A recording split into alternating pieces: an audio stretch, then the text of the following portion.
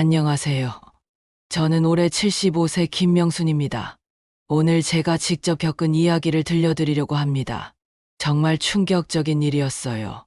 제가 평생 믿었던 가족들에게 어떻게 배신당했는지, 그리고 3억이 넘는 재산을 어떻게 하루아침에 잃게 되었는지 말이죠. 어머니, 이제 정말로 나가셔야 해요. 며느리의 이 차가운 말, 한마디로 40년을 살아온 집에서 쫓겨나게 되었습니다. 끝까지 들어보시면 가족이라는 이름이 얼마나 무서운 것인지 깨달으실 겁니다. 저는 올해 75세입니다. 3년 전 남편을 먼저 보내고 혼자 살고 있었어요. 매일이 똑같았죠. 아침 7시에 일어나서 남편 영정 앞에 물을 갈아드리고 혼자 식사하고 저녁엔 TV 앞에서 졸다가 잠들기를 반복했습니다. 그런 제게 42세 아들 민수와 34세 며느리 수진이 함께 살자고 제안했어요. 어머니, 혼자 계시면 안 되죠. 저희가 모시고 살겠습니다. 정말 기뻤습니다. 꿈만 같았어요. 빈집에 다시 생기가 돌아왔거든요. 현관에서 들려오는 발걸음 소리, 부엌에서 나는 요리 소리, 거실에서 들려오는 대화 소리까지 모든 게 저에게는 축복처럼 느껴졌습니다. 수지는 정말 모범적인 며느리였어요. 적어도 처음에는 말이죠. 어머니, 안녕히 주무셨어요? 매일 아침 7시 반이면 어김없이 들려오는 정중한 인사였습니다. 키가 크고 날씬한 수지는 화장품 회사에서 일한다고 하면서 항상 깔끔하게 차려입고 다녔죠. 웃는 모습도 참 예뻤어요. 입가에 살짝 미소를 띠며 고개를 살짝 숙이는 모습이 마치 드라마에 나오는 모범적인 며느리 같았습니다. 저는 동네 사람들에게 자랑할 정도였어요. 우리 며느리는 정말 착해요. 매일 아침 인사도 꼬박꼬박하고 예의도 바르고, 하지만 집안일은 여전히 제가 도맡아 했습니다. 그게 당연하다고 생각했거든요.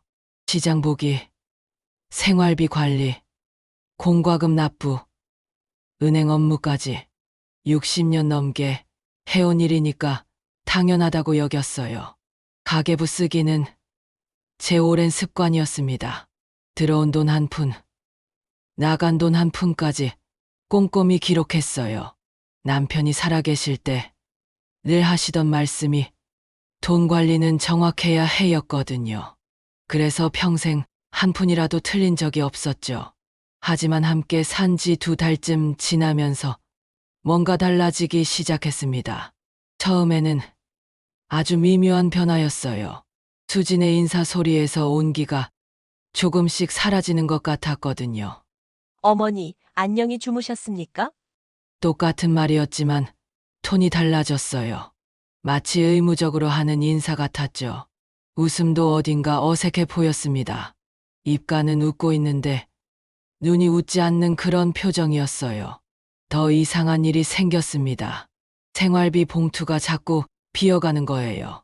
저는 매달 초에 용도별로 돈을 봉투에 나누어 넣어두는 습관이 있었거든요. 식비, 공과금, 잡비 이런 식으로 말이죠. 그런데 식비 봉투에서 돈이 자꾸 사라지더라고요. 처음에는 제가 기억을 잘못한 줄 알았습니다. 아, 나이 들어서 깜빡하나 보다. 혼자 중얼거리며 넘어갔어요. 하지만 며칠 더 지켜보니 분명한 패턴이 보였습니다. 제가 아침에 확인했던 금액과 저녁에 확인한 금액이 다른 거예요. 처음에는 10,000원, 20,000원 정도였죠. 큰 금액이 아니니까 그냥 넘어갔습니다. 하지만 점점 그 액수가 커졌어요. 30,000원, 50,000원씩 사라지기 시작했습니다. 어느 날 아침 현관 우편함에서 전기 요금 고지서를 꺼내는데 빨간 글씨가 눈에 띄었어요. 연체 안내 3일 이내 납부하지 않으시면 전기 공급이 중단됩니다. 깜짝 놀랐습니다. 가스 요금도 마찬가지였어요. 빨간 딱지가 붙어 있더라고요. 저는 평생 공과금을 밀려본 적이 없었거든요. 남편이 살아계실 때부터 늘 미리미리 챙겼습니다. 고지서가 나오기 전에 미리 은행에 가서 납부하는 게 제 습관이었어요. 어떻게 이런 일이. 서둘러 가계부를 펼쳤습니다. 제가 평생 꼼꼼히 써온 장부였죠. 한 페이지 한 페이지 넘기면서 들어온 돈과 나간 돈을 계산해 봤어요. 민수의 월급 240만 원, 제 국민연금 70만 원, 기초연금 30만 원, 한 달 수입은 총 340만 원이었어요. 생활비로 150만 원, 공과금 20만 원, 잡비 50만 원. 계산해 보니 한 달에 120만 원 정도는 남아야 했습니다. 하지만 실제 통장 잔고는 그렇지 않았어요. 분명히 부족했습니다. 어디선가 돈이 새고 있었던 거죠. 그런데 더 이상한 일이 벌어지기 시작했습니다. 수진이 새로운 물건들을 자꾸 사오기 시작한 거예요. 어느 날 집에 들어왔더니 거실에 값비싸 보이는 소파가 들어와 있었어요. 진한 갈색 가죽 소파였는데 크기도 크고 정말 고급스러워 보였습니다. 어머니 예쁘죠? 할부로 샀어요. 수진이 환하게 웃으며 말했어요. 하지만 전 의문이 들었거든요. 민수의 월급 240만 원으로 그런 소파를 살 여유가 있을까 싶어서요. 얼마나 했니? 한 150만 원 정도요. 24개월 할부로 했으니까 한 달에 6만 원 정도예요. 150만 원짜리 소파라니. 우리 집 가구를 다 합쳐도 그 정도 값이 안 나올 텐데 말이에요. 며칠 후에는 안방에 화장대가 새로 들어왔어요. 거울이 3개나 달린 큰 화장대였습니다. 서랍도 많고 정말 화려했죠. 이것도 할부로 샀어요. 여자한테는 화장대가 꼭 필요하잖아요.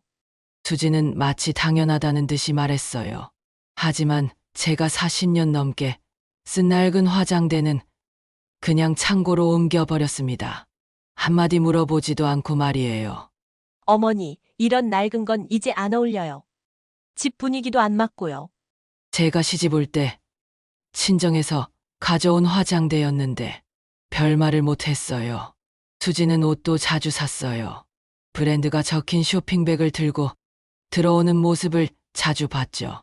샤넬, 구찌, 루이비통 같은 유명한 브랜드들이었어요. 회사에서 모임이 많아서요. 옷도 어느 정도 갖춰 입어야 하잖아요. 수진의 설명은 그럴듯했어요. 하지만 전 궁금했거든요. 화장품 회사 직원 월급으로 그런 명품들을 살 수 있을까 하고 말이에요. 어느 날은 수진이 새 핸드백을 들고 있더라고요. 가죽이 정말 부드럽고 고급스러워 보였어요. 예쁘죠? 50만 원 했는데 세일해서 30만 원에 샀어요. 30만 원짜리 가방을 세일이라며 기뻐하는 수진을 보니 뭔가 이상했어요. 제가 평생 써본 가방 중에서 가장 비싼 게 5만 원짜리였거든요. 한 번씩 하던 통장 정리를 하다가 더 큰 충격을 받았습니다. 제 계좌에서 큰 금액들이 빠져나가고 있었던 거예요. ATM에서 뽑은 거래. 내역서를 자세히 보니 이상한 출금 기록들이 여러 개 있었어요. 3월 15일 50만 원 출금. 3월 22일 30만 원 출금. 4월 5일 70만 원 출금. 저는 보통 월요일 오전에 한 주치 생활비를 뽑는 습관이 있었는데 이 기록들은 모두 다른 요일, 다른 시간이었습니다. 누군가 제 통장을 사용하고 있었던 거죠. 하지만 누구일까요? 비밀번호를 아는 사람은 가족분이었어요. 민수에게만 알려줬었거든요. 만약의 경우를 대비해서 말이에요. 가슴이 철렁 내려앉았습니다. 하지만 저는 아직 확신할 수 없었어요. 혹시 민수가 급한 일이 생겨서 잠깐 빌려 쓴 걸 수도 있잖아요. 며칠 후 우편함에서 낯선 봉투를 발견했어요. 신용카드 회사에서 온 청구서였는데 제 이름으로 되어 있었습니다. 저는 그런 카드를 만든 기억이 없었는데 말이에요. 봉투를 뜯는 손이 떨렸습니다. 안에서 나온 청구서를 보는 순간 눈앞이 캄캄해졌어요. 월 이용 금액 124만 7천 원. 한 달 사용 금액이 100만 원을 넘었어요. 제가 한 달 생활비로 쓰는 돈보다 많은 액수였습니다. 이게 뭐지? 사용 내역을 하나씩 확인해 봤어요. 대부분이 부동산 중개사무소, 법무법인, 등기소 이런 곳들이었습니다. 저는 그런 곳을 간 적이 없었는데요. 하나부동산 20만 원. 우리 법무법인 15만 원. 등기수수료 8만 원. 이런 항목들이 줄줄이 나와 있었어요. 서둘러 카드 회사에 전화했습니다. 여보세요? 저 김명순인데요. 제가 신청하지 않은 카드 청구서가 와서요. 며칠 후 카드 회사에서 신청서 사본을 보내왔어요. 계약자 서명란을 보는 순간 소름이 돋았습니다. 분명히 제 이름이 적혀 있었지만 글씨체가 제 것과 달랐어요. 누군가 제 이름을 흉내내어 쓴 것 같았죠. 더 자세히 살펴보니 인감 도장이 찍혀 있었어요. 바로 제 도장이었습니다. 누가 내 도장을 썼지? 집안 서랍을 뒤져봤어요. 늘 보관해두던 자리에서 도장이 사라져 있었습니다. 한참 뒤에 다른 서랍에서 발견했는데 원래 자리가 아니었어요. 누군가 제 도장을 몰래 사용하고 다시 제자리에 놓지 않은 거였죠. 저는 더 이상 참을 수 없었어요. 민수를 불러 직접 물어봤습니다. 민수야, 이거 알고 있었니? 카드 청구서를 보여주면서 말했어요. 민수는 서류를 보더니 고개를 저었습니다. 저는 처음 봐요, 어머니. 하지만 그 표정이 어딘가 어색해 보였어요. 눈을 제대로 마주치지 않았거든요. 평소에 거짓말을 할 때 보이던 행동이었죠. 어릴 때부터 민수는 거짓말을 하면 눈을 피하는 버릇이 있었어요. 정말 몰랐니? 엄마 도장이 여기 찍혀 있는데. 그건 저도 잘 모르겠어요. 말끝이 흐려졌어요. 분명히 뭔가 숨기고 있었습니다. 며칠 후 더 큰 폭탄이 터졌어요. 또 다른 우편물이 도착했는데 이번에는 금융기관에서 온 대출 고지서였습니다. 대출 실행 안내서. 차주 박수진. 연대보증인 김명순. 대출 금액 3천만 원. 3천만 원이라는 숫자를 보는 순간 의자에서 일어날 수가 없었어요. 손이 덜덜 떨렸습니다. 저는 그런 큰 돈의 보증을 선 기억이 전혀 없었어요. 게다가 이미 전액이 인출된 상태였고 계좌 주인은 수진이었습니다. 이게 무슨 일이지? 서류를 자세히 보니 여기에도 제 도장이 찍혀 있었어요. 서명도 제 이름으로 되어 있었지만 역시 제 필체가 아니었습니다. 며칠 후 등기소에서 또 다른 우편물이 도착했어요. 내용을 보는 순간 눈앞이 깜깜해졌습니다. 제 집이 담보로 잡혀 있었던 거예요. 언제 그런 일이 벌어졌는지 전혀 몰랐어요. 등기부등본을 자세히 봤어요. 복잡한 법적 용어들이 빼곡히 적혀 있었지만 중요한 부분은 이해할 수 있었습니다. 근저당 설정, 소유권 이전 예약, 대출 담보 설정, 소유권 변경 과정이 이미 시작되어 있었어요. 제 이름은 점점 사라지고 수진의 이름이 들어가 있었죠.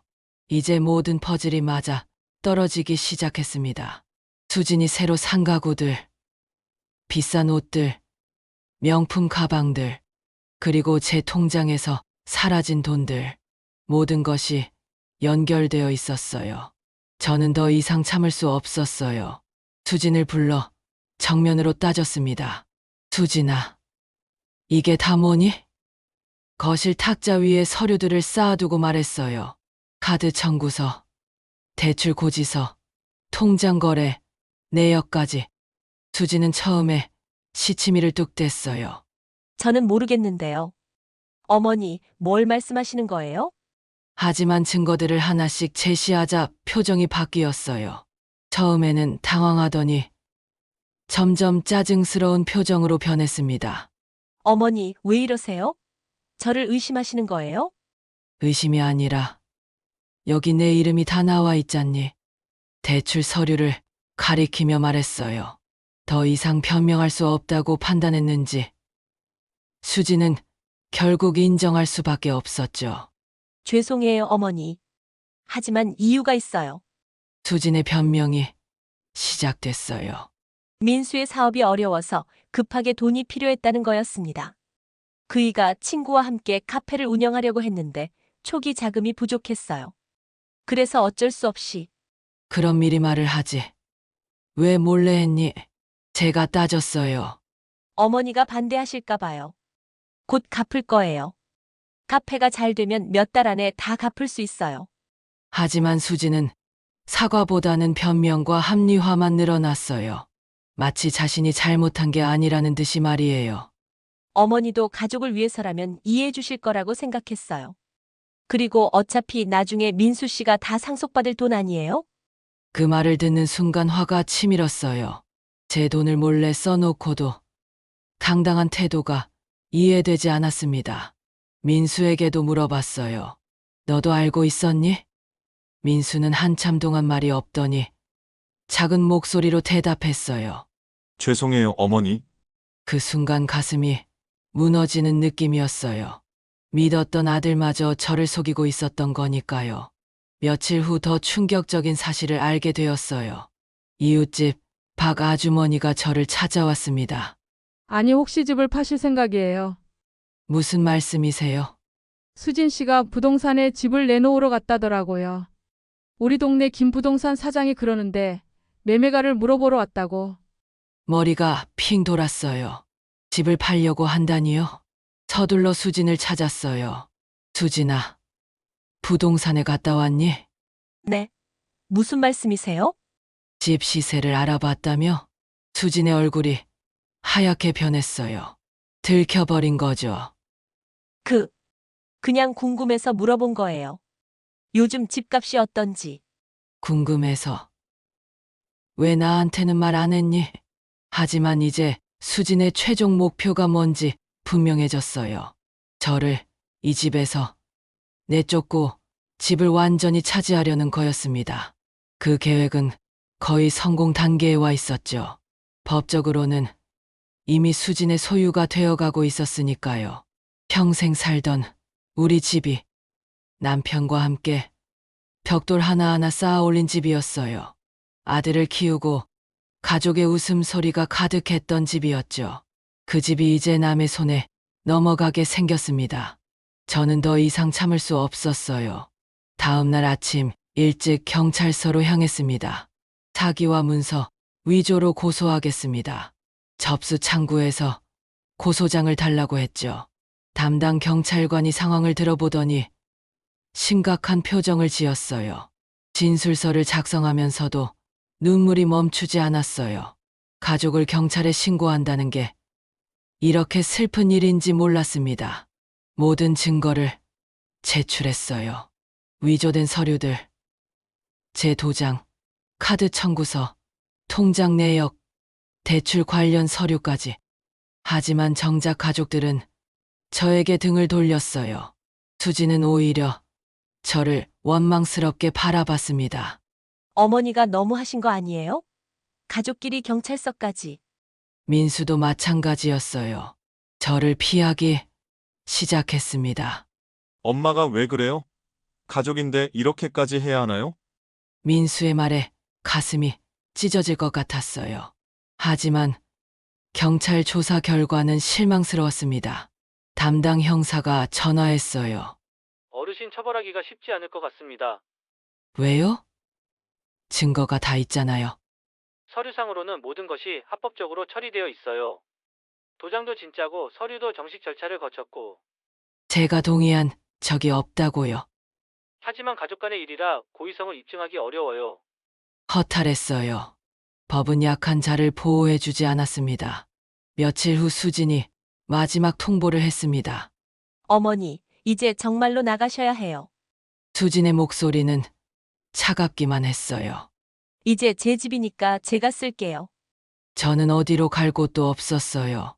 평생 모아온 재산이 모두 이 집에 묶여 있었거든요. 친척들에게 전화해봤지만 다들 사정이 어렵다며 거절했습니다. 결국 저는 집 뒤쪽 작은 방으로 쫓겨나듯 옮겨야 했어요. 창고로 쓰던 방이었죠. 3평 남짓한 좁은 공간이었습니다. 창문도 작아서 햇빛도 제대로 들지 않았고 습기도 많고 곰팡이 냄새까지 났어요. 수지는 제 물건들도 마음대로 정리했어요. 오래된 가구들은 모두 버렸습니다. 이런 낡은 건 필요 없어요. 집 분위기도 안 맞고. 남편의 유품들도 함부로 만졌어요. 40년 된 책상, 남편이 아끼던 서예 작품들, 결혼 앨범까지. 이런 것들은 창고에 넣어둘게요. 공간이 부족해서. 저는 항의했지만 소용없었어요. 어머니, 이제 현실을 받아들이셔야 해요. 결국 제가 가질 수 있는 건 가방 2개 분량이 전부였어요. 75년의 제 인생이 고작 그 정도로 줄어든 거였습니다. 가장 힘들었던 건 민수의 태도였어요. 저를 완전히 피하기 시작했거든요. 식사도 따로 했어요. 마주쳐도 인사도 하지 않았죠. 마치 저를 없는 사람 취급하는 것 같았어요. 42년을 함께 살아온 모자지간인데 이제는 남남보다도 못한 사이가 되어버렸습니다. 어느 날 밤 화장실을 가려고 나왔는데 거실에서 민수와 수진이 대화하는 소리가 들렸어요. 언제까지 저렇게 둘 거야? 조금만 더 참아. 경찰 조사만 끝나면 빨리 요양원이라도 보내야 하는 거 아니야? 제 얘기를 하고 있는 거였어요. 요양원에 보내려고 한다니 가슴이 무너지는 것 같았습니다. 지역복지관에서 월세 25만 원짜리 고시원 같은 방을 구해줬어요. 3평 남짓한 작은 방이었습니다. 창문 하나, 책상 하나, 침대 하나가 전부인 곳이었죠. 여기서 생활하시면 돼요. 기초생활수급자 신청도 도와드릴게요. 사회복지사의 친절한 목소리가 더욱 비참하게 느껴졌어요. 짐을 싸면서 보니 제가 평생 모아온 게 이렇게 적었나 싶었어요. 큰 가방 2개에 모든 걸 담을 수 있었습니다. 남편 사진 몇 장, 낡은 옷가지들, 그리고 오래된 가계부 하나. 그게 제가 가져갈 수 있는 전부였어요. 이게 내 인생의 전부구나. 75년을 살아온 인생의 결과가 가방 2개였다니. 마지막으로 안방을 나서면서 뒤돌아봤어요. 민수가 어릴 때 뛰어놀던 마루가 보였습니다. 명절마다 온 가족이 모여 앉던 거실도 보였죠.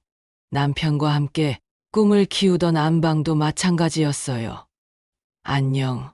모든 걸 떠나보내야 했어요. 추억도, 꿈도, 가족도. 민수는 끝내 나타나지 않았어요. 제가 집을 떠나는 마지막 순간에도 말이에요. 새로운 방에서 첫날 밤을 보냈어요. 너무 조용했습니다. 집에서는 항상 어떤 소리라도 들렸는데 여기는 죽은 듯이 조용했어요. 저녁에 혼자 앉아서 마지막 가계부 정리를 했어요. 제가 평생 꼼꼼히 써온 장부였죠. 한 페이지 한 페이지 넘기면서 지난 날들을 되돌아봤습니다. 결혼 첫 해, 가계부 수입 8만 원, 지출 7만 원, 잔액 1만 원, 민수 태어난 해, 병원비 50만 원, 분유값 월 3만 원, 집 산 해, 계약금 500만 원, 대출 2천만 원. 모든 숫자 하나하나에 추억이 담겨 있었어요. 힘들었던 시절, 행복했던 순간들이 숫자로 기록되어 있었죠.